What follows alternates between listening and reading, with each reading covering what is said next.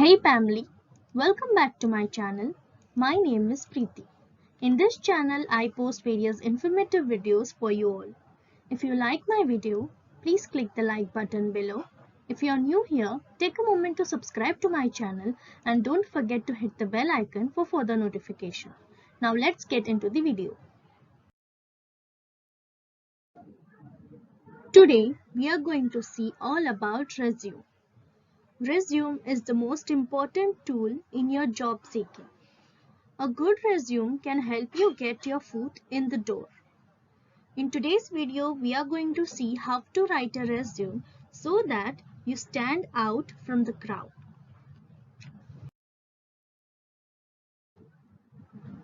Types of resume. There are three standard formats of resume to choose from: chronological resume, functional resume, and hybrid resume. Chronological resume is the most popular resume format, especially for job seekers with lots of relevant experience. This format lists your work history in reverse chronological order, with your most recent jobs listed first. It's ideal for job seekers with a lot of professional work experience, people with no employment gaps, and those who want to showcase their career progression over time. Functional resume, which is also known as skill-based resume, is organized around your transferable skills and abilities rather than your work history. It helps you downplay your lack of experience in a particular field. This format is ideal for recent graduates, entry-level job seekers, career changers, and those with gaps in their employment history. But recruiters sometimes don't like this format because it can make it seem like you're trying to conceal something. Hybrid resume, which is also known as combination resume, can be a great way to showcase both your work history and your skills. For many job seekers, it's the best resume format, as it gives a brief overview of your skills and accomplishments, followed by chronological listing of your employment history. This format is ideal for mid-level job seekers with some experience in their field, career changers who need to highlight transferable skills, and people re-entering the workforce.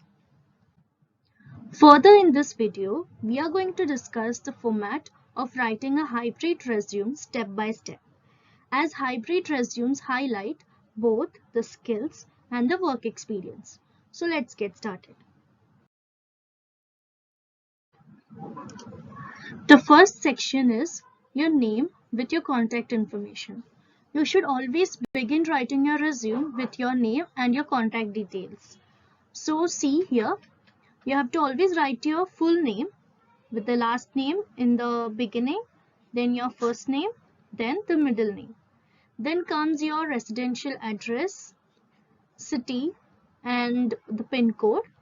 Then you can mention your Gmail address or any other email address which you use, and the contact number.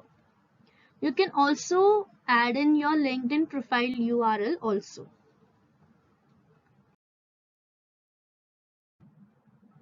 The next section is resume objective. Resume objective basically explains what the object of your resume is. It is a short statement that communicates your reason for wanting to work in that particular field.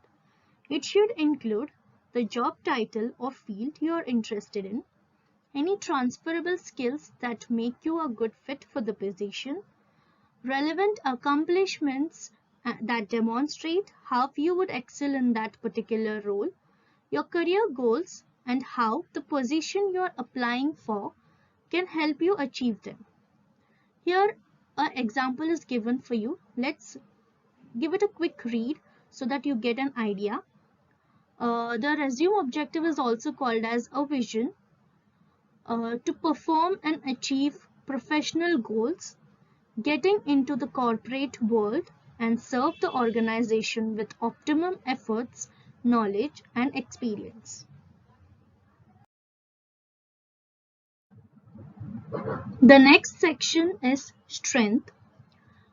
Strength should highlight your soft skills. Soft skills are interpersonal skills that help you interact with others. They are more difficult to quantify but are just as important in the workplace. There are some examples given here. Self-motivated, fast learner, enthusiastic, perseverance, leadership skills, good communication skills, teamwork, problem solving, etc. Now, next comes the skills. The skills should highlight your hard skills, unlike the strengths. Hard skills are the specific skills and knowledge that you need to perform a certain task or job. It can be any software or any programming language which you have learned. They are usually quantifiable and easy to measure. It includes any computer programming, copywriting, data analysis, programming, or accounting. So see the example. The skills mentioned here are MS Excel Advanced, MS Word, MS PowerPoint, Tally ERP9, MySQL, etc. You can list your hard skills, whichever you have pursued. The next section is work experience. In this section, you can list down all your work experiences. Each job should have its own subheading, like company name and location in which you were working. The job position will come under the job title. You have to mention the start and the end date of your employment with that particular company and list down your achievements and responsibilities. And while listing, you have to list it using bullet points.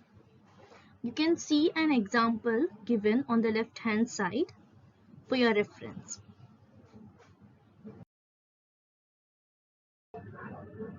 The next section is education and certifications. In this section, you can list all your academic qualifications.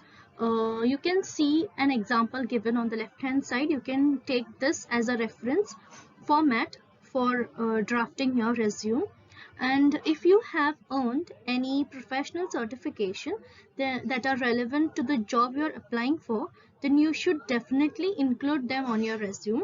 And for recent graduates, they can include relevant coursework that strengthen their candidacy. The next section is languages. In this section, you can list all the languages you speak in order of proficiency, starting with your strongest language to the language in which you have less proficiency. The next section is hobbies and interests. Many people believe that hobbies should remain separate from their professional lives. However, including information about your hobbies on a resume can actually give employers a better sense of who you are as a person. The next section is the declaration. This is a self-declaration which is to be mentioned compulsorily in any resume. So you can take the example given over here as a reference. Let's give it a quick read. I do hereby declare that the above information is true, fair, and correct to the best on my knowledge and belief. In this self-declaration, you are declaring that the information which you are provided in this resume is true, fair, and correct to your knowledge and belief. The next section is place and signature. This should be your last section of the resume. It should include the place, not the whole address, just the city name, and you have to put your signature here. But before putting your signature, you have to mention your full name underneath in a bracket with the format which I have mentioned earlier. First the last name, then the first name and the middle name.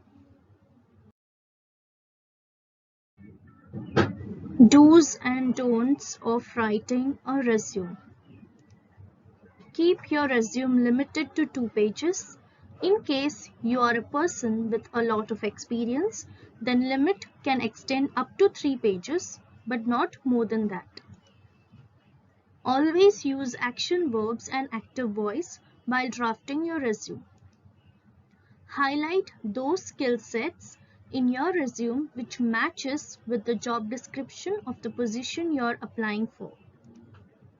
No need to attach or paste your photo unless you're applying for a position where appearance matters. Don't add your personal details like date of birth, height, weight, etc. as it is not required for the job you're applying for. Instead, it will cover more space. Add any volunteer activities you have conducted. According to a LinkedIn survey, 20% of the employers say they have hired a candidate because of their volunteer experience. Proofread your resume twice or thrice to avoid any typo or grammar mistake. It will be better if you ask someone else to proofread your resume, as they can see what you cannot. This is the sample resume designed by Preeti's Creations. It is an online store on Instagram. They provide customizable resumes in 4 categories as per your requirement. They not only deal with resumes but also with customizable visiting cards, e-invitations, flyers, brochures, etc. I'll provide their details in the description box. You can check them out. You can also take a screenshot of this slide for your reference.